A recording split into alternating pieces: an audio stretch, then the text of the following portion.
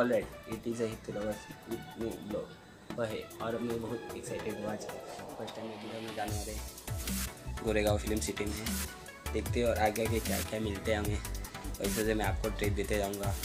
और first time blog करें channel पे नए अगर सब्सक्राइब करना ना भूलिए और ताकि मुझे फॉलो करें इंस्टाग्राम पे।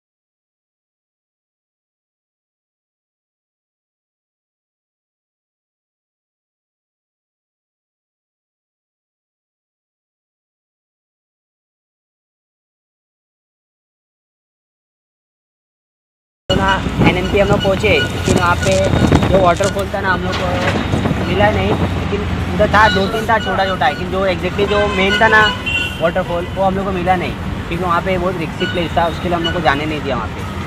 और वैसा भी हम लोग इन्जॉय तो बहुत किया हम लोग, क्योंकि 2-3 दिन थे वाटरफॉल, हम लोग बहुत गए थे उधर, इन्जॉय भी किए हम।